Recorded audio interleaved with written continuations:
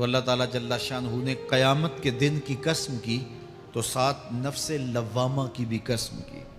قسم تو کوئی بھی کرے تو سننے والا متوجہ ہوتا ہے کہ یہ جو قسم کی جا رہی ہے تو یہ کسی عنوان کی اہمیت کو بیان کرنا مقصود ہے، تو پھر قسم اگر رب کرے تو پھر سمجھنے کے لیے کافی ہے کہ وہ کتنا اہم مضمون ہوگا جس پہ میرا رب رب ہو کے قسم کر رہا ہے۔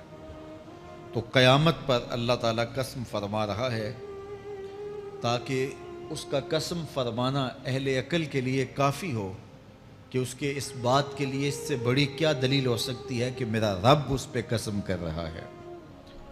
اَيَحْسَبُ الْإِنسَانُ أَن لَّن نَّجْمَعَ عِظَامَهُ، اللہ تعالیٰ ارشاد فرماتا ہے کہ کیا آدمی یہ سمجھتا ہے کہ ہم ہرگز اس کی ہڈیاں جمع نہیں فرمائیں گے؟ یہ ایک کافر تھا، عدی بن ربیعہ، یہ مراد ہے یہاں انسان سے۔ ایک روایت کے مطابق ابو جہل بن ہشام مراد ہے۔ تو یہ ابو جہل یا عدی بن ربیعہ یہ کہتے تھے کہ کیا ہڈیوں کو دوبارہ جوڑا جائے گا، دوبارہ ان کو جمع کیا جائے گا؟ یہ نہیں ہو سکتا، قیامت نہیں آ سکتی۔ وہ کہتے تھے یہ جہاں ہے بس ختم ہو جائے گا کام تمام، لہٰذا جو عزت پانی ہے، جو لذت حاصل کرنی ہے، جو عیش و عشرت کرنی ہے، جو کچھ کرنا ہے اسی جہان میں کر لو۔ آج کل بہت سارے لوگوں کا رویہ بھی یہی ہے کہ بس ٹھیک ہے یہ دنیا ہی سب کچھ ہے، آخرت بس ایک اعتقاد کی حد تک ذہن کے کسی گوشے میں ہے، 2 لمحوں کے لیے خیال آیا تو رک گئے، پھر اپنی وہی ڈگر کی زندگی۔ لیکن آخرت جب تیقن کی اس منزل تک پہنچ جائے پھر انسان کے اعمال کے اندر خود بخود جو ہے وہ نظم پیدا ہو جاتا ہے کہ چونکہ میں اللہ کے حضور پیش ہونا ہے اور ایک ایک عمل کا میں نے حساب دینا ہے۔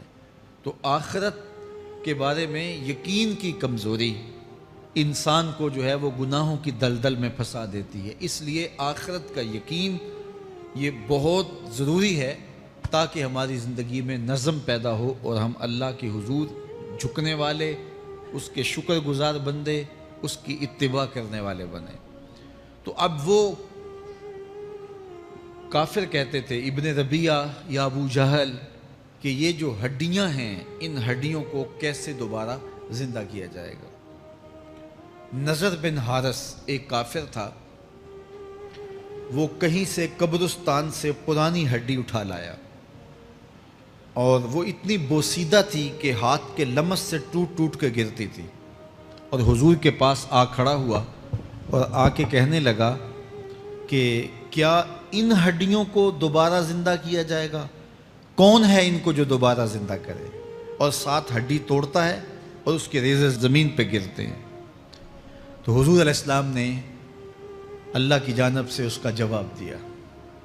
ذرا قرآن پڑھیے، سورہ یاسین کا آخری رکوع ہے، وَضَرَبَ لَنَا مَثَلًا وَنَسِیَ خَلْقَهُ قَالَ مَن يُحْیِی الْعِظَامَ وَهِیَ رَمِیمٌ۔ اب وہ باتیں کرنے لگ گیا ہے، اس کی زبان بولنے لگی ہے، اب کہاوتیں ہمارے لیے لاتا ہے، اور کیا کہتا ہے؟ مَن يُحْیِی الْعِظَامَ وَهِیَ رَمِیمٌ، ان ہڈیوں کو کون زندہ کرے گا جبکہ اتنی بوسیدہ ہو گئی ہیں؟ تو یہ نضر بن حارث حضور کے سامنے ہڈی لایا تھا اور توڑتا تھا اور کہتا تھا یہ ہڈیاں زندہ ہوں گی، ان ہڈیوں کو دوبارہ اٹھایا جائے گا جو اتنی بوسیدہ ہو گئی ہیں کہ ہاتھوں کا لمس بھی گوارا نہیں کرتی، اس کو دوبارہ زندہ کیا جائے گا؟ کون زندہ کرے گا؟ جواب سنو، قُلْ يُحْيِيهَا الَّذِي أَنشَأَهَا أَوَّلَ مَرَّةٍ، اے محبوب فرما دیجئے اب تو ہڈیاں موجود ہیں، جب ہڈیاں بھی نہیں تھیں تو جس رب نے انسان بنایا ہڈیوں کو جوڑ کے نہیں بنا سکتا۔ اب تو میٹیریل موجود ہے، جب میٹیریل بھی موجود نہیں تھا۔ هل أتى على الإنسان حين من الدهر لم يكن شيئا مذكورا، انسان پر وہ وقت بھی آیا ہے جب یہ قابل ذکر چیز ہی نہیں تھا، اس کا نقشہ نہیں تھا، اس کی صورت نہیں تھی، اس کا میٹیریل نہیں تھا، اس کا مادہ نہیں تھا، لیکن جس نے حضرت انسان بنایا پانی کی بوند سے تخلیق کیا، تو اب کیا وہ ہڈیوں کو جوڑ کر انسان نہیں بنا سکتا؟ تو یہ کفار بات کرتے تھے کہ نہیں نہیں نہیں، اتنی بوسیدہ ہڈیوں کو کیسے زندہ کیا جائے گا، یہ بات سمجھ میں نہیں آتی۔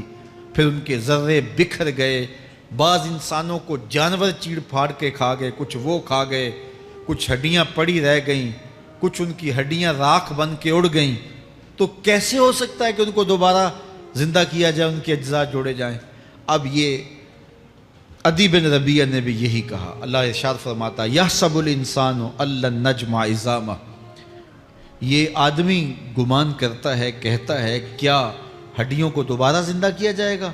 اللہ فرماتا ہے کیوں نہیں، ہم اس بات پہ قادر ہیں کہ اس کے انگلیوں کے پور پور کو دوبارہ کھڑا کر دیں، اور اس کے اجزاء جو بکھرے ہوئے ہیں ان کو ہم اکٹھا کر کے دوبارہ ان کو جوڑ دیں، ہمارے لیے کوئی مشکل نہیں ہے۔ لیکن یہ اس کا خیال ہے کہ ہڈیوں کو کیسے جوڑا جائے گا، لیکن سورہ یاسین میں جو دلیل دی اس پہ کس قدر جو ہے وہ اشش کرنے کو جی چاہتا ہے۔ فرمایا کہ قل یحییھا الذی انشأھا اول مرہ، یہ کہتے ہیں یہ ہڈیاں کون جوڑے گا؟ کہا جب ہڈیاں بھی نہیں تھی، جس نے ہڈیاں بنائی اس کے لیے جوڑنا کیا مشکل ہے؟ تو یہ عجیب تم نے بات کی۔ تو اللہ تعالیٰ جل شانہ قیامت کے دن ہمارے وجود دوبارہ اٹھائے گا اور اپنے حضور بندوں کو کھڑا کرے گا اور ان سے سوال پوچھے گا۔ یہ نہیں ہے کہ جو مرضی کرتے گئے، ایک آدمی نے ظلم کیا، جبر کیا، زیادتیاں کی، لوگوں کا حق لوٹا، لوگوں کا مال غصب کیا، عزتیں پامال کی، اور اتنا مؤثر تھا کہ عدالتیں وہ خرید لیتا تھا، کچہریاں وہ خرید لیتا تھا، پولیس وہ خرید لیتا تھا، کوئی سے پوچھنے والا نہیں تھا، اس کی بات چلتی تھی، اس کا فون چلتا تھا، اس کا رکا چلتا تھا، عیش و عشرت کی زندگی گزاری اور مر گیا، ہزاروں کے حق غصب کر کے، ہزاروں کا مال ہڑپ کر کے، لوگوں کی آبروئیں لوٹ کے مر گیا اور قبر میں چلا گیا، بس قصہ ختم۔ اب نہ وہ اٹھے گا نہ اس سے حساب لیا جائے گا، تو پھر انصاف کہاں گیا؟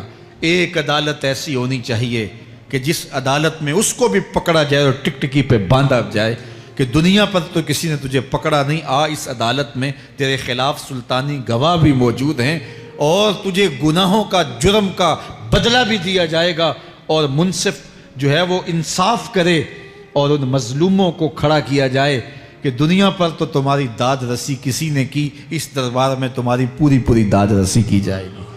عقل مانتی ہے کہ ایک ایسا دربار ہونا چاہیے، ایسا احتسابی عمل ہونا چاہیے، ایک ایسی عدالت لگنی چاہیے کہ جس کا کہیں جسے انصاف نہیں ملا اس کو وہاں جا کے انصاف ملے، اور وہ دن قیامت کا دن ہے۔ اس کا یقین زندگی میں نظم پیدا کر دیتا ہے اور تھر تھر بدن کانپتا ہے کہ آج اگر ہم مؤثر بھی ہو جائیں اور کسی کے سامنے جواب دہ نہ ہوں، لیکن ایک عدالت تو ہے جہاں ہم نے جواب دہ ہونا ہے اور اپنے ایک ایک عمل کا حساب دینا ہے۔ تو اللہ ارشاد فرماتا ہے کہ اس عدالت کے سامنے تم نے پیش ہونا ہے، تمہارے جوڑ جوڑ کو اللہ تعالیٰ دوبارہ کھڑا کرے گا اور اس کو دوبارہ تخلیق کرے گا اور پیدا کرے گا، اور تم دوبارہ کھڑے ہو جاؤ گے، اس کی حضور پیش ہوگے۔ بل یرید الانسان لیفجر امامہ، بلکہ آدمی چاہتا ہے کہ اس کی نگاہ کے سامنے بدی کرے۔ استغفر اللہ۔ یہ ایک ظالم کافر تھا، وہ حضور کی خدمت میں آیا، کہنے لگا میں نہیں مانتا قیامت آئے گی۔ حضور نے اس کو دلائل دیے، تو جب دلائل کے سامنے بے بس ہو گیا تو کہنے لگا کہ جس قیامت کی آپ بات کرتے ہیں وہ قیامت آ بھی گئی تو میں نہیں مانوں گا۔ اللہ اکبر۔ تو وہ انکار کرنے والوں کی انتہا ہوتی ہے، اور ذرا دیکھیے وہ کیا بول رہا ہے، بل یرید الانسان لیفجر امامہ۔ اس کی سرکشی دیکھیے، اس کا تمرد دیکھیے۔ وہ کہتا ہے اچھا اگر قیامت قائم ہوئی تو یہ گناہ، یہ جرم، یہ بدی، یہ بدکاریاں، یہ ظلم جو میں کرتا ہوں، یہ بدکاریاں رب کے سامنے کروں گا۔ کیسی ڈٹائی ہے، مذاق اڑاتا ہے، تمسخر اڑاتا ہے آخرت کا۔ کہتا ہے جو بدیوں کا کاروبار میں نے گرم کیا ہے، جو بدکاریاں میری زندگی کا معمول ہیں، جو دادے عیش دیتا ہوں، جو عزتوں کو پامال کرتا ہوں، جو غریبوں کے پنجے توڑتا ہوں، جو لوگوں کا حق غصب کرتا ہوں، جو برائیاں کرتا ہوں، اگر قیامت قائم بھی ہو گئی تو میں یہ سارے جرم رب کے سامنے کروں گا، پھر وہ مجھے پکڑ کے دکھائے۔ اللہ اکبر۔ یسأل ایان یوم القیامہ، پھر پوچھتا ہے اچھا قیامت کب آئے گی؟ یہ تمسخر کے طور پہ پوچھتا ہے، لاؤ نہ قیامت، کب آئے گی قیامت، میں جرم رب کے سامنے کرنا چاہتا ہوں۔ اللہ اکبر۔ اب جواب سنیے، اب لفظوں کا ترجمہ اس زور سے کیا ہی نہیں جا سکتا جس زور کے لفظ ہیں۔ وہ کہتا ہے قیامت کب آئے گی، میں تو یہ جرم رب کے سامنے کرنا چاہتا ہوں، کوئی قیامت نہیں ہے، مذاق اڑاتا ہے، قیامت کب آئے گی؟ آواز آئی فَإِذَا بَرِقَ الْبَصَرُ وَخَسَفَ الْقَمَرُ وَجُمِعَ الشَّمْسُ وَالْقَمَرُ۔ جب قیامت آئے گی تو آنکھیں چندھیا جائیں گے، چاند بے نور ہو جائے گا، سورج اور چاند اکٹھے ہو جائیں گے۔ یقول الانسان یومئذ این المفر۔ آج جو کہتا ہے کہاں ہے قیامت، اس دن بھاگتا پھرے گا، کوئی پناہ گاہ ہو بتاؤ، کوئی ہے ٹھکانہ چھپنے کا، کوئی پناہ گاہ ہے؟ کلا لا وزر، آواز آئے گی کوئی ٹھکانہ نہیں ہے، آج کوئی ٹھکانہ نہیں ہے۔ الی ربک یومئذ المستقر، اگر ٹھکانہ ہے تو صرف رب کے پاس ہے، انہیں ٹھکانہ ملے گا جو رب کے بندے ہیں اور اس کی دہلیز پہ آنے والے ہیں۔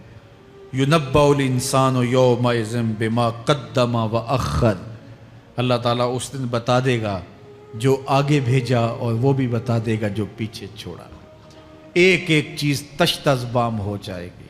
یوم تبلی السرائر فما لہ من قوت ولا ناصر، اللہ فرماتا سارے راز کھل جائیں گے، جو بند کمروں میں جرم کیے داد عیش دیتا رہا وہ بھی کھل جائیں گے، اور پھر کوئی طاقت نہیں ہوگی، کوئی زور نہیں ہوگا، کوئی زر نہیں ہوگا جو اس کو بے نقاب ہونے سے بچا سکے۔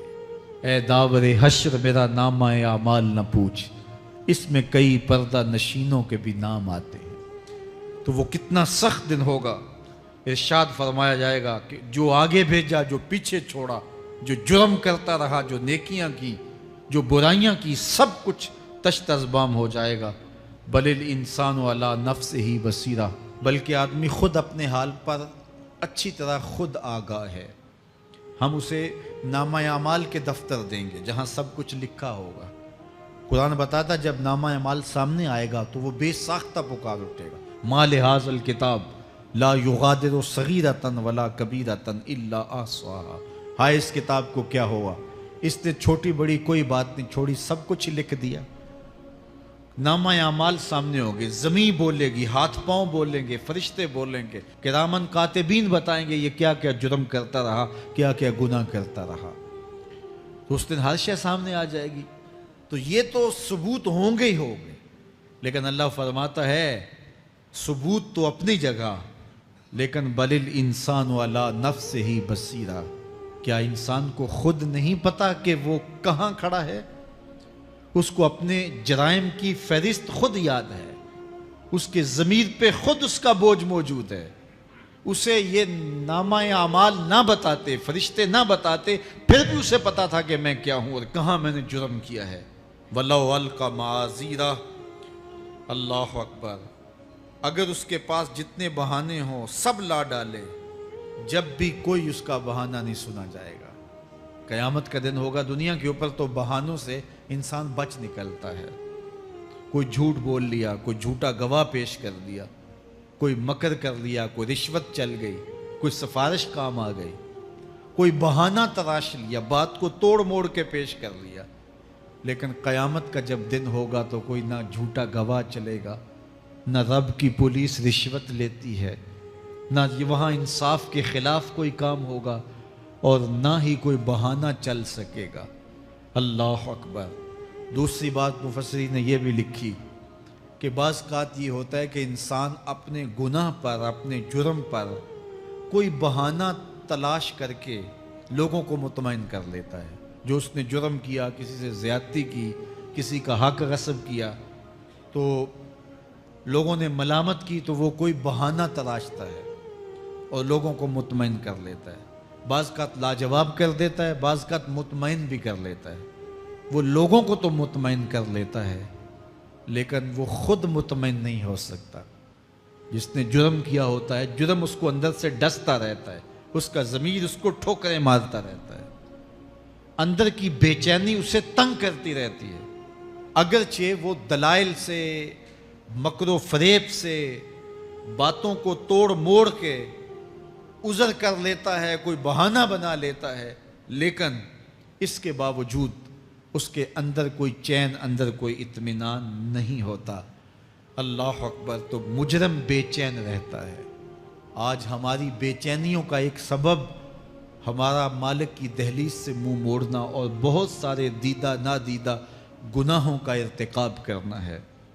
جب ہم سے سستیاں ہو جاتی ہیں، کوتاہیاں ہو جاتی ہیں، تو وہ گناہ ہمارا پیچھا نہیں چھوڑتے اور ہمیں بے چین اور مضطرب رکھتے ہیں۔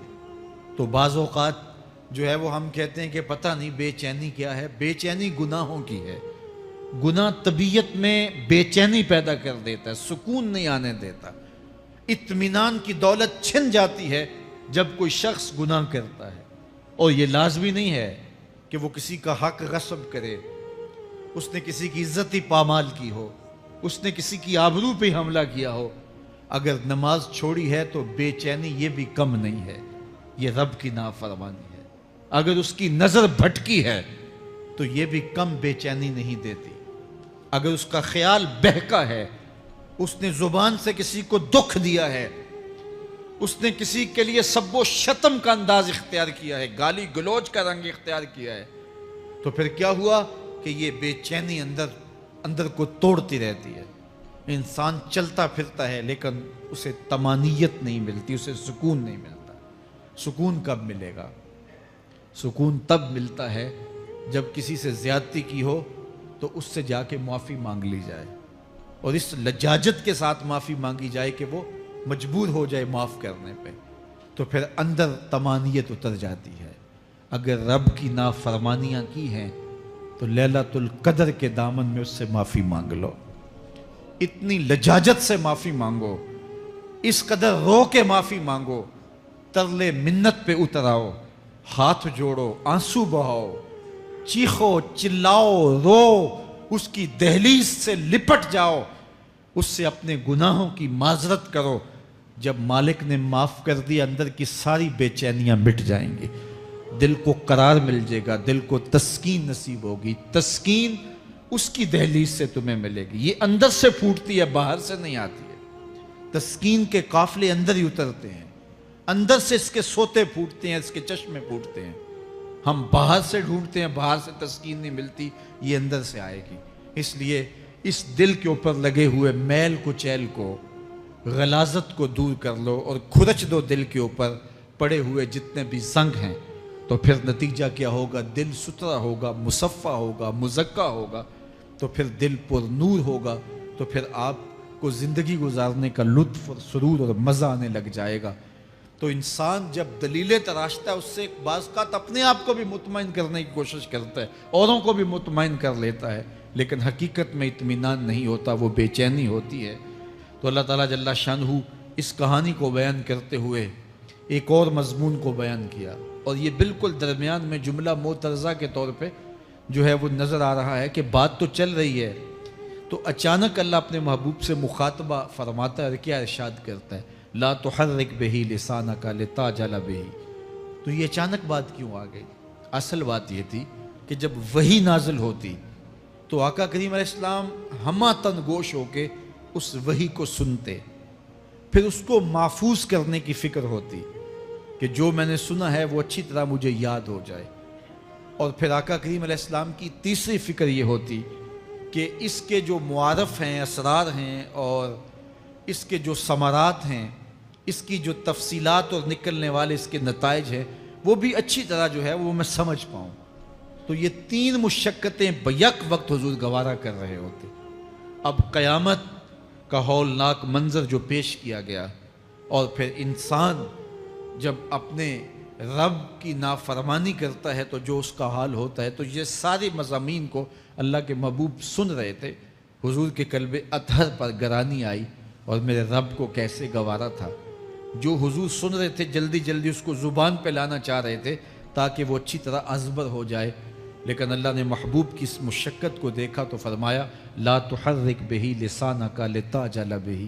محبوب آپ اپنی زبان کو جنبش نہ دیں، آپ جلدی کرتے ہیں تاکہ وہ جو میں نے سنا ہے وہ میری زبان پہ آ جائے، ان علینا جمعہ و قرآن، یہ ہمارے اوپر ہے، ہم آپ کے دل میں جمع بھی کریں گے، جو آپ کو سکھایا ہے وہ آپ کو یاد بھی رہے گا، وہ آپ بھول نہیں سکیں گے۔ فَإِذَا قَرَأْنَاهُ فَاتَّبِعْ قُرْآنَ، اور جب ہم پڑھ لیں تو پھر اس کے بعد آپ اس کو دہرائیں پڑھیں۔ ثُمَّ إِنَّ عَلَيْنَا بَيَانًا، پھر اس کی تفصیل بھی ہمارے ذمہ ہے، اس کا بیان بھی ہمارے ذمہ ہے۔ اس سے وہ لوگ جو حجیت حدیث کا انکار کرتے ہیں اور پھر وہ کہتے ہیں کہ نہیں بس قرآن مجید کی آیات ہی ہیں، اس کے علاوہ اور کچھ نہیں ہے، وہ من اللہ نہیں ہے، تو یہاں غور کرنا ہے۔ ثم ان علینا بیانہ فرمایا گیا، پھر ہمارے اوپر ہے اس کا بیان جو آپ کو ہم القاء کریں۔ اور آقا کریم نے فرمایا، سنن نسائی کی روایت ہے، انما اوتیت القرآن ومثلہ معہ، مجھے قرآن دیا گیا اور قرآن جتنے اور علوم بھی میرے سینے میں رکھے گئے۔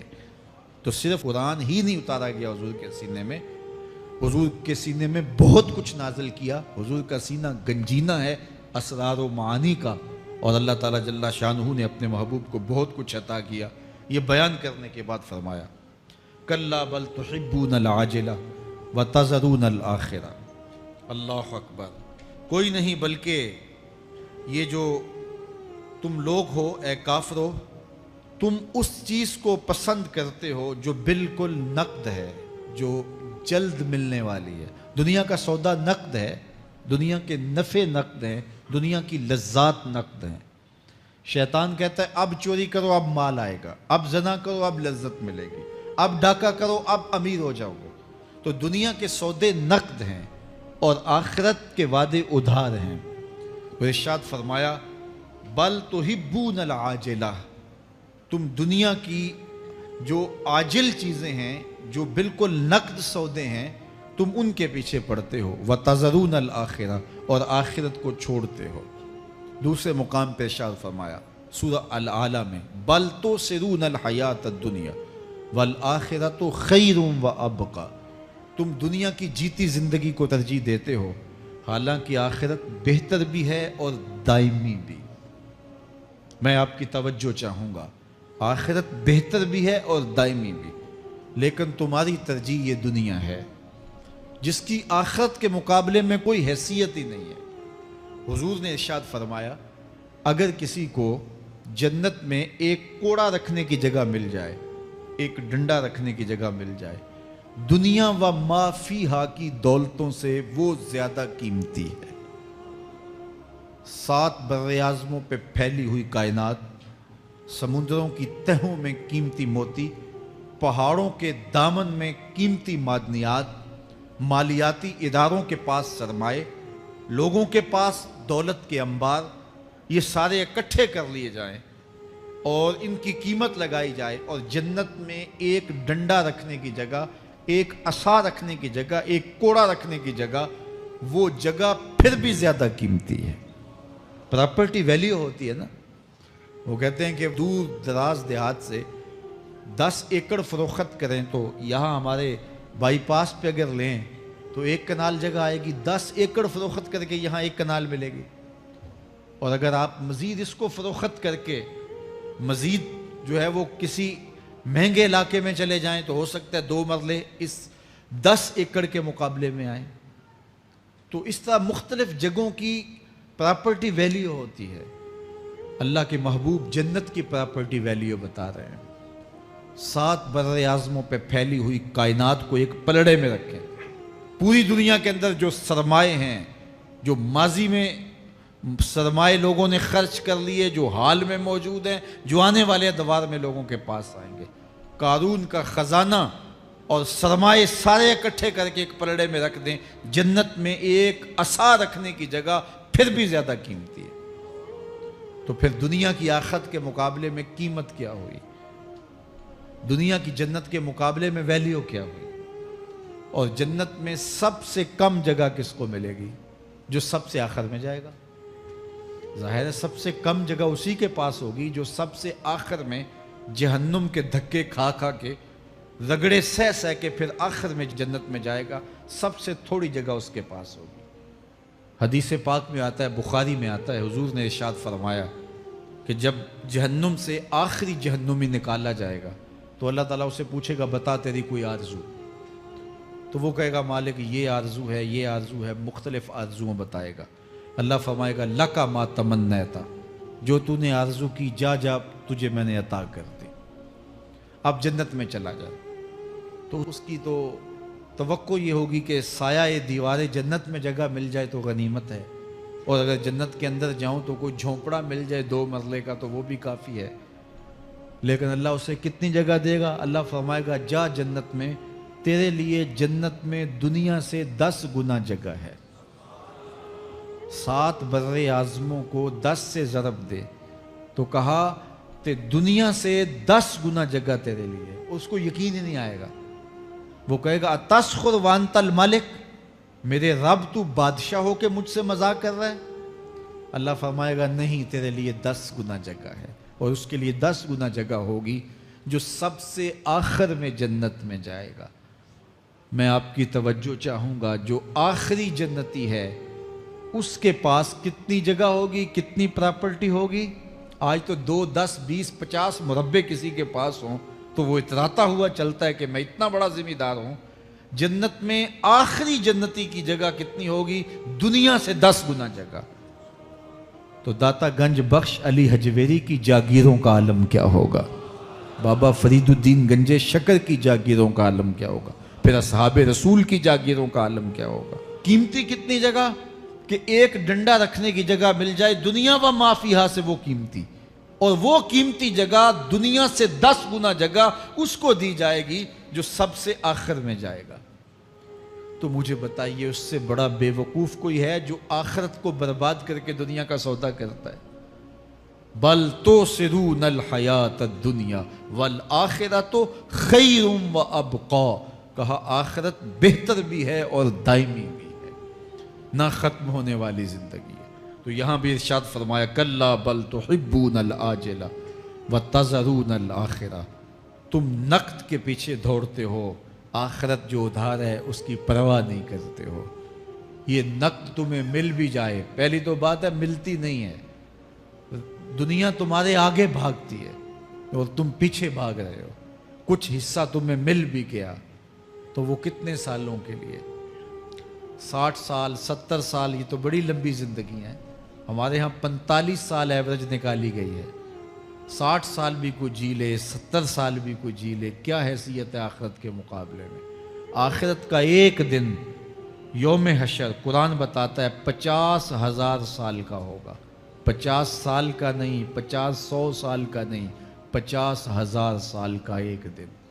پھر اس کے بعد نا ختم ہونے والی زندگی، مینڈے کی شکل میں موت کو بھی ذبح کر دیا جائے گا، موت کو بھی موت آ گئی، اب موت نہیں ہے، نا ختم ہونے والی زندگی۔ اور جو جنت میں چلا گیا سب سے آخر میں جانے والے کی یہ جائیدادیں۔ تو اصل زندگی تو آخرت کی زندگی ہے۔ کلا بل تحبون العاجلہ وتذرون الآخرہ، یہ تو ایک سودا ہے۔ اب اللہ تعالیٰ ایک اور چیز بتا رہا ہے، ذرا غور کیجئے۔ دنیا کی محبت دل میں ایسی پیدا ہو گئی کہ ہمیں سال کے بعد ماہ سیام میں مسجد میں آنا نصیب ہوتا ہے، اور ہم اپنی ہی دنیا میں مگن ہیں کہ یہی دنیا سب کچھ ہے۔ یہ کائنات بھی دیکھو، میرا رب بیان کر رہا ہے وجوہ یومئذ ناظرہ الی ربہا ناظرہ۔ وہ دن جب آئے گا تو جب بندے اس کے حضور حاضر ہوں گے جنہوں نے اپنی زندگی حزم و احتیاط سے گزاری ہوگی، رب کی اتباع میں، فرما برداری میں، اس کے حکموں کو پورے کرتے بسر کی ہوگی، پھر ان کو صلہ کیا ہوگا؟ اللہ فرمایا کچھ چہرے ہوں گے جو تر و تازہ ہوں گے، کھل کے گلاب ہو جائیں گے، چہرے منور اور تابہ ہوں گے۔ یہ اتنے کھلے کیوں ہوں گے، چہرے گلاب کیوں ہوں گے؟ الی ربہا ناظرہ، اس لیے کہ رب کا دیدار نصیب ہوگا۔ رب کا دیدار نصیب ہوگا تو چہرے کھل جائیں گے اور چہرے شگفتہ ہو جائیں گے، چہرے تر و تازہ ہو جائیں گے۔ یار کوئی پرانا دوست مل جائے اور آپ سخت صدمے کے ماحول میں ہوں تو اچانک اسے دیکھ لیں تو آپ کا چہرہ کھل جاتا ہے اور آپ کا چہرہ گلاب بن جاتا ہے، تو پھر کیا منظر ہوگا؟ دنیا کے تھکے ہوئے لوگ، جنگوں کے ستائے ہوئے لوگ، بدر، احد، حنین اور کربلا کی سختیاں گوارا کیے ہوئے لوگ، تہجد کے اندر لمبا قیام کر کے راتوں کی تنہائیوں کے تھکے ہوئے لوگ، حلال کھایا حرام نہیں کھایا اور دنیا سے پیچھے رہ گئے، دنیا آگے چلی گئی اور یہ حلال کی تلاش میں بظاہر پیچھے رہ گئے۔ گھر والے بھی تانے دیتے ہیں کہ تم تو پیچھے رہ گئے، دنیا کہاں چلی گئی، تمہارے رشتہ دار کہاں چلے گئے۔ تانے اور تانوں تشنی کے برستے تیر سہے ساری زندگی گزار دی۔ دکھوں کے مارے ہوئے یہ شخص جب قیامت کے دن اپنے رب کے حضور جائیں گے تو اللہ رخ انور سے نقاب ہٹا دے گا، پھر کیا ہوگا؟ اللہ کا دیدار ہوگا تو یہ چہرے کھل جائیں گے، ساری تھکن اتر جائے گی، جنم جنم کی ساری تھکن اتر جائے گی اور چہرے شگفتہ گلاب بن جائیں گے۔ اللہ فرمائے گا دیکھو ان کے چہرے کیسے کھلے ہوئے، وجوہ یومئذ ناظرہ الی ربہا ناظرہ۔ یہ تو خوش نصیب لوگوں کے چہرے ہیں۔ ووجوہ یومئذ باسرہ، اور پھر اس دن کچھ منہ بگڑے ہوئے ہوں گے۔ کیسے بگڑے ہوں گے؟ پاؤں میں درد ہو تو چہرے پر بگاڑ ہوتا ہے، پیٹ میں درد ہو تو چہرہ اچھا دکھائی نہیں دیتا، کان میں درد ہو، آنکھ میں درد ہو، سر میں درد ہو تو چہرہ بگڑ جاتا ہے۔ اور ان کے چہرے اتنے بگڑے ہوں گے، کوئی آنے والا خوف طاری ہو تو چہرے بگڑ جاتے ہیں۔ اور انسان کے چہرے کی ہوائیاں اڑی ہوتی ہیں، اب ان کے چہروں کی ہوائیاں اڑی ہوں گی۔ کیوں؟ قرآن بتاتا ہے تظن ان یفعل بہا فاقرہ، یہ ڈر رہے ہوں گے کہ ہمارے ساتھ اب جو سلوک ہونے والا ہے وہ کمر کی ہڈی توڑ دے گا۔ ہم نے رب کے حکموں کو توڑا، ہم نے پرواہ نہیں کی، ہم سمجھے دنیا میں آئے ہیں تو ہماری دنیا ہے، آوارہ ہوں، خواہشات نفس کے مطابق زندگی گزاریں، آنکھیں بے حیائی میں لگی رہیں، سوچیں آوارگی میں لگی رہیں، کان نغمے سنتے رہے، زبان جھوٹ بکتی رہی، ظلم و جبر کا بازار گرم رکھا، عصمتیں عزتیں پامال کرتا رہا، لوگوں کا مال لوٹتا رہا، حق غصب کرتا رہا، کلیجے اور دل چیرتا رہا، لوگوں کو زخمی کرتا رہا، لوگوں کے جذبات سے کھیلتا رہا، پرواہ نہیں کی کہ یہ دنیا ہے، امتحان گاہ ہے، چند دنوں کے لیے آئے ہیں، اللہ کے حضور پیش ہونا ہے، عملوں کا حساب ہونا ہے۔ اب جب وہ دیکھیں گے کہ ہمارے ساتھ کیا ہونے والا ہے تو ان کے چہرے پہلے بگڑ جائیں گے۔ کیوں؟ وہ گمان کریں گے کہ ان کی ریڑھ کی ہڈی توڑ دی جائے گی، ایسے عذاب آئیں گے جس طرح کسی کی ریڑھ کی ہڈی ٹوٹ جائے تو اس کا چہرہ شگفتہ گلاب تو نہیں ہوتا، اس کا چہرہ جو ہے وہ تو کس قدر مرجھایا ہوا ہوتا ہے۔ تو اللہ ارشاد فرماتا ہے اس طرح ان کے چہرے ہوں گے۔ ابھی عذاب آیا نہیں ہے لیکن چہرے پہلے اترے ہوئے ہوں گے، اور جب عذاب کی بھٹی میں ڈالے جائیں گے، اللہ اکبر، اور وہ سخت عذاب، حضور نے جبریل امین سے پوچھا مجھے جہنم کے عذابوں کا ذکر سناؤ۔ عرض کی حضور سب سے ہلکے عذاب کی کہانی سناتا ہوں، اور وہ یہ کہ جہنمی کے پاؤں میں آگ کا جوتا رکھا جائے گا، باقی پورا بدن اس کا سلامت ہوگا۔ یہ سب سے ہلکے عذاب کی کیفیت ہے۔ اب پاؤں میں آگ کا جوتا ہوگا، حدت، گرمی، شدت اتنی ہوگی کہ دماغ پگھل کے ناک اور کانوں کے راستے سے باہر آ جائے گا۔ پاؤں میں رکھے ہوئے جوتے کی گرمی دماغ کو ایسے چڑھے گی کہ وہ پگھل جائے گا اور ناک اور کانوں کے راستے سے باہر آ جائے گا۔ تو اللہ کے عذاب کے خوف سے چہرے بگڑ جائیں گے، حالت سلامت نہیں رہے گی۔ یہ بات ذہن میں رکھیں کہ اللہ جس کو جہنم میں ڈالے گا اس کو اس صورت میں نہیں ڈالے گا، یہ محمدی صورت ہے، یہ شکل اس کی چھین لی جائے گی اور اس کی شکل بڑی کر دی جائے گی۔ اس کا ایک ایک دانت احد پہاڑ جتنا ہوگا۔ احد پہاڑ کا پھیلاؤ 15 کلومیٹر پہ ہے، 15 کلومیٹر کا ایک دانت، اور 32 دانت کتنے ہوں گے تو منہ کتنا بڑا ہوگا۔ اس کو اتنا بڑا اس لیے کیا جائے گا تاکہ وہ عذاب کی تکلیف زیادہ سہے۔ 70 گز موٹی کھال ہوگی اور کھال جل جائے گی تو اللہ قرآن میں فرماتا ہے ہم نئی کھال دے دیں گے تاکہ عذاب کی تکلیف اس کو گوارا کرنی پڑے۔ پھر چیخے گا، چلائے گا، ہائے مجھے پانی دو، پانی دو، پیاس کی شدت ہے۔ 70 سال تک تو اس کی کوئی آواز ہی نہیں سنے گا۔ 70 سال کے بعد داروغہ جہنم چیخ کر کہے گا کیا مانگتا ہے؟ وہ بولے گا مجھے پانی چاہیے۔ کہا جائے گا تو بے بھی ملتا ہے پانی۔ پھر داروغہ جہنم اسے پانی دے گا، कोका कोला की बोतल देगा या पेप्सी थमा देगा या मिनरल वाटर की बोतल देगा? नहीं, कुरान बताता है उसे माए हमीम दिया जाएगा, खौलता हुआ पानी, और वो इतना गर्म होगा जब पीने के लिए चेहरे के करीब करेगा, उससे उठती हुई भाप की वजह से चेहरे की खाल उधड़ के उसके अंदर गिर पड़ेगी, लेकिन इसके बावजूद उसको पीना पड़ेगा। अल्लाह फरमाता है ये दुनिया ही सब कुछ नहीं है, समझ लिया यही सब कुछ है, आखिरत को भूल गए, सुबह उठे काम पे चले गए, शाम आए आवारगी में चले गए, सदाएं आती रही हय्या अला स्वला हय्या अल फला, कोई परवाह नहीं की, ना पेशानियों ने सजदे किए, ना सोचों में पाकीज़गी आई, जिंदगी यूं गुजार के चले गए। ऐसे नहीं, कहा एक वो होंगे जिनके चेहरे शगुफ्ता गुलाब होंगे, एक वो होंगे जिनके चेहरे बिगड़े हुए होंगे। अल्लाह अकबर। कल्ला इज़ा बलगतित तराकी, ये तो क़यामत का मंजर है ना, क़यामत से कबल भी एक मंजर है, अल्लाह उस मंजर को भी बयान कर रहा है। कल्ला इज़ा बलगतित तराकी, हाँ हाँ जब जान गले को पहुंच जाएगी। ऐ इंसान तेरे ऊपर वो घड़ी भी आने वाली है, वो वक्त भी आने वाला है जब सांस इस हंसली में अटक जाएगा, जब सीने से भी सांस ऊपर चली गई। अब डॉक्टर भी लाइलाज करार दे रहे हैं कि अब इलाज नहीं रहा है, जान बस अब निकलना चाह रही है, और कहा जाएगा कोई झाड़ फूंक वाला बुलाओ। अब डॉक्टरों ने तो जवाब दे दिया, अब सांस अटक गई गले में, चंद लम्हों की मेहमान है। अब डॉक्टरों ने कहा अब हमारी जानब से ला इलाज हो गया, अब ले जाओ इसको घर या वेंटिलेटर पे डाल देते हैं इसको, बस अब हमारी जानब से कोई इसका इलाज नहीं है। अब घर वाले रोते हैं, कहते हैं कोई झाड़ फूंक वाला लाओ, कोई दम वाला लाओ, शायद वो कोई दम करे तो इसकी जान में जान आ जाए। डॉक्टरों ने तो लाइलाज करार दे दिया। वह ज़न्ना अन्नहुल फिराक, अल्लाह फरमाता है ये तो झाड़ फूंक वाले को ढूंढ रहे हैं, लेकिन जिसकी सांस यहाँ अटकी है वो समझ गया है अब मौत आ गई है, उसको यकीन हो गया है कि अब मौत के लम्हे आ गए हैं, अब मैं बच नहीं पाऊंगा। अब आंखें ताड़े लगी हुई हैं। वल्तफ़ति साक़ो बिस्साक़, पिंडली पे पिंडली चढ़ रही है। जब मौत आ जाती है तो फिर पिंडली से पिंडली लिपट जाती है, उसको फिर जुदा करते हैं और जुदा करके दोनों अंगूठे बांध देते हैं ताकि पिंडली के ऊपर पिंडली न चढ़े।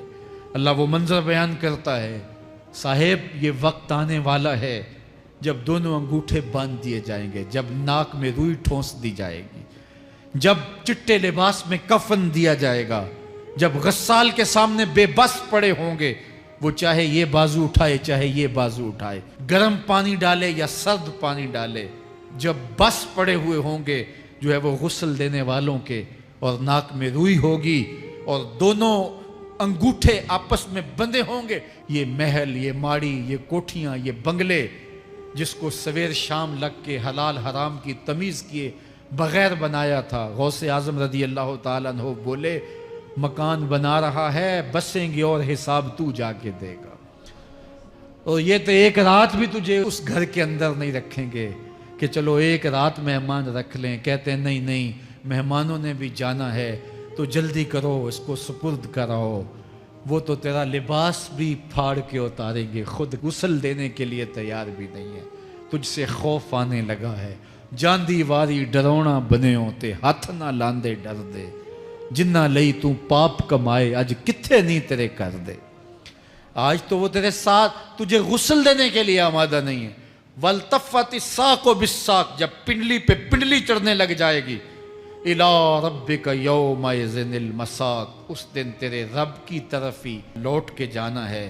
फ़ला सद्दक़ वला सल्ला, उसने ना तो सच माना और ना नमाज पढ़ी, वलाकिन कज़्ज़ब व तवल्ला, हाँ जुटलाया और मुंह फेर के चल पड़ा। सुम्मा ज़हब इला अहलिही यतमत्ता, फिर अपने घर को अकड़ता हुआ चला। औला लका फ़औला सुम्मा औला लका फ़औला, तेरी खराबी आ पहुँची, हाँ तेरी खराबी आ पहुँची। अयहसबुल इंसान व युतरका सुदा, इंसान दुनिया में ये गुमान करता है उसको सुदा छोड़ दिया जाएगा। सुदा अरबी में ऐसे ऊँट को कहते हैं जिसकी महार किसी के हाथ में ना हो, शुतरे बेमहार, جہاں مرضی جس گھاٹ سے چاہے پانی پیے، جہاں سے مرضی چارہ لے، تو شتر بے مہار کو کہتے ہیں سدا۔ تو یہ انسان بھی گمان کرتا ہے کہ میں بھی سدا ہوں، مجھے کوئی کیوں پوچھے، میرے جذبات پہ کوئی کیوں قدغن لگائے، مجھے کیوں روکے کوئی۔ بالخصوص جوانی کے ایام کے اندر جوان کو بڑا ہوتا ہے کہ کوئی مجھے کیوں، وہ تو ماں باپ کے کہنے میں بھی نہیں آنا چاہتا، وہ کہتا ہے کیوں مجھے روکتے ہیں، میری جوانی ہے، میرے جذبات ہیں، مجھے آزادی سے جینے دو، کیوں میرے راستے میں رکاوٹ بنتے ہو، میں سدا ہوں۔ اللہ فرماتا ہے نہیں، ایک اونٹ تو سدا ہو سکتا ہے، جس کو میں نے اشرف المخلوقات بنایا ہے اس کو تو سدا نہیں چھوڑوں گا، اس کو تو پابند بناؤں گا حکام کا۔ اب وہ کہتا ہے کہ نہیں نہیں، یہ کیسے دوبارہ اٹھائے جائیں گے؟ اب دوبارہ وہی بات پھر آ گئی، الم یک نطفۃ من منی یمنا۔ اللہ فرماتا ہے ایک بوند تھی نا، پانی کا ایک قطرہ تھا جو رحم مادر میں رکھا گیا، ثم کان علقہ، پھر وہ پانی کا قطرہ لوتھڑا بنا، فخلق فسوی، پھر اللہ نے اسے پیدا فرمایا اور پھر ٹھیک ہموار کیا، فجعل منہ الزوجین الذکر والانثی، پھر اس سے وہ جوڑ بنائے، کوئی مرد بنایا کوئی عورت بنائی۔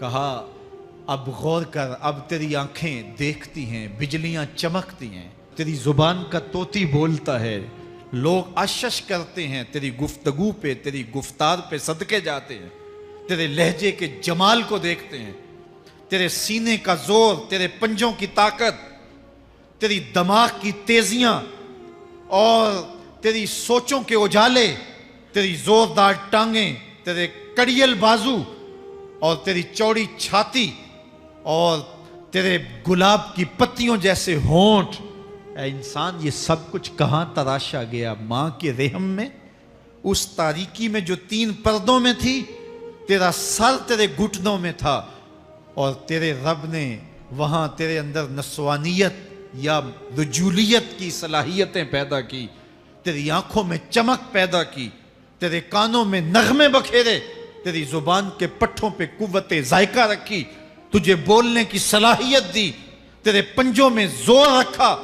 آج تو مفتی شہر ہے، آج تو علامۃ الدہر ہے، آج تو قاضی القضات ہے، آج تو منسٹر ہے، آج تو وزیر اعظم ہے، آج تو پہلوان ہے، آج تو شہزادہ ہے، آج تو بادشاہ ہے، آج تو زوراور ہے، آج تیری طاقت کے کیا کہنے، آج شیروں کو تو نچا لیتا ہے، ہاتھیوں کو تو بٹھا لیتا ہے، آج تو بڑا زوراور گھڑ سوار ہے، آج تیری طاقت کے کیا کہنے، تو کشتی کرتا ہے، زمانہ دیکھنے آتا ہے، آج تیری طاقت کے شہرے ہیں، تیری عظمت کے تنتنے ہیں، لیکن انسان تو ایک ناپاک قطرہ تھا اور رحم مادر میں تھا، تیرے اندر یہ رنگ کس نے بھرے، تیرے کانوں میں نغمے کس نے رکھے، تجھے دماغ کی قوتیں کس نے دی، زبان کو بولنا کس نے سکھایا، آنکھوں میں توانائیاں کس نے رکھیں، تیری زبان کا طوطی بولتا ہے، یہ سلیقے کس نے دیے؟ پھر اللہ فرمایا، کتنا زوردار بیان ہے، الیس ذالک بقادر علی ان یحیی الموتیٰ، جو ماں کے پیٹ میں ایک نطفے کو ایک خوبصورت انسان بنا سکتا ہے، ہڈیوں کو جوڑ کے دوبارہ انسان نہیں بنا سکتا؟ کیا وہ دوبارہ تجھے کھڑا نہیں کر سکتا اپنے سامنے پیش ہونے کے لیے، جس کے حکموں کو تو نے توڑا ہے، جس کے فرامین کا تو نے مذاق اڑایا ہے؟ کیا وہ اتنا ہی بے بس ہے کہ اپنے حضور تجھے جو ہے وہ کھڑا ہی نہیں کر سکتا ہے؟ جس رب نے تجھے ماں کے شکم میں شکل دی، حضرت شیخ فرید الدین عطار بولتے ہیں، سانے کزتی سلاتی می شود، ایسا کاریگر ہے مٹی سے بادشاہ بنا ڈالتا ہے۔ اس نے مٹی سے دارا و سکندر بنائے، اس نے مٹی سے جو ہے وہ رستم و سہراب بنائے، اس نے مٹی سے کیا کیا بنا دیا، جو مٹی سے بادشاہ بنا سکتا ہے، جو نطفہ رحم مادر سے جو ہے وہ شکل اور صورت اور رنگ اور جمال بنا دیتا ہے۔ تیری صورت نکھرتی ہے، تیرے ہونٹ گلابی ہیں اور تیری نرگسی آنکھیں ہیں، تیرے ریشمی بال ہیں اور تیری خوبصورت رنگت ہے، تو چال چلتا ہے تو لگتا ہے قیامت چل رہی ہے، تیرا قد رانا جو ہے وہ صنوبر کو شرماتا ہے، تیری گفتار کے تنتنے ہیں، جس نے اتنی خوبصورت شکل ماں کے رحم میں بنائی، کیا وہ ہڈیوں کو جوڑ کے دوبارہ انسان نہیں بنا سکتا؟ وہ دوبارہ انسان بنائے گا اور پھر تجھے اپنے حضور کھڑا کرے گا۔ اور ایک حدیث میں آتا ہے اللہ بندے کو اپنے حضور کھڑا کرنے کے بعد اپنے سامنے سے ہٹنے نہیں دے گا جب تک 5 سوال نہیں پوچھ لے گا۔ ان عمرہ ہی فیما افنا ہو، اس کی عمر کے بارے میں پوچھے گا کہاں ضائع کی؟ میں نے تجھے زندگی دی 60 سال 70 سال 40 سال 50 سال، اس زندگی کو کہاں گزار کے آیا ہے؟ ان شباب ہی فیما ابلا ہو، اس کی جوانی کے بارے میں پوچھا جائے گا جوانی کہاں گزار کے آیا ہے؟ مجنوں تو نہیں بنا رہا، خواہشات کا اسیر تو نہیں ہو گیا، دیوانوں کی طرح زندگی تو نہیں گزار کے آ گیا؟ تیری جوانی کسی چوک میں تو نہیں گزری، تیری جوانی آوارگی میں تو نہیں گزری، ساری رات سوشل میڈیا کے اوپر گندگی اور غلاستیں تو نہیں دیکھتا رہا؟ تیری زندگی گزری کہاں ہے؟ تیری جوانی گزری کہاں ہے؟ اگر کوئی جواب نہ ہوا تو پھر کیا جواب دے گا؟ اور وہ کتنا خوش نصیب ہوگا جو کہے گا مالک میری جوانی سجدوں میں گزری، میری جوانی قیام میں گزری، میری جوانی رکوع میں گزری۔ میرے حضور فرماتے ہیں سبعۃ یظلھم اللہ فی ظلہ یوم لا ظل الا ظلہ، 7 اشخاص ایسے ہیں قیامت کے دن جب کوئی سایہ نہیں ہوگا، اللہ ان 7 کو اپنے عرش کا سایہ دے گا۔ ان میں سے دوسرا شخص میرے حضور نے بیان فرمایا وشاب نشأ فی عبادت اللہ، وہ جوان جس کی جوانی اللہ کی عبادت میں گزری۔ جوانوں اپنی زندگی کو مالک کی دہلیز پہ لے آؤ۔ جوانی وہی ہے جو مالک کی چوکھٹ پہ گزرے۔ اپنے دل کا تعلق جوڑو، عشق کرنا ہے تو پھر آمنہ کے لال سے کرو، محبت کا رشتہ ان سے جوڑو، تعلق کا ربط ان سے قائم کرو، جوانی کو دین کی راہ پہ ڈالو۔ اللہ اکبر، سنو میرے حضور کا فرمان، انا حبیب اللہ، میں اللہ کا حبیب ہوں۔ پھر فرمایا الشاب التائب حبیب اللہ، جو جوان جوانی میں توبہ کرے وہ بھی اللہ کا حبیب ہے۔ آؤ اللہ کے حبیب بن جاؤ، اللہ کے حبیب بن جاؤ، اللہ کے حبیب بن جاؤ، اللہ کے محبوب بن جاؤ۔ لیلۃ القدر کی گھڑیاں ہیں، رات کا پچھلا پہر ہے، اللہ کے حضور یہ عہد کر کے اٹھو مالک جو زندگی گزر گئی، آئندہ جوانی کا ایک ایک لمحہ تیرے لیے گزرے گا، جیوں گا تو تیرے لیے، مروں گا تو تیرے لیے۔ میری ایک ایک سانس تیرے نام وقف ہوئی، میری زندگی کی ایک ایک ساتھ تیرے نام وقف ہوئی، میں اپنا سب کچھ تیرے لیے پیش کرتا ہوں۔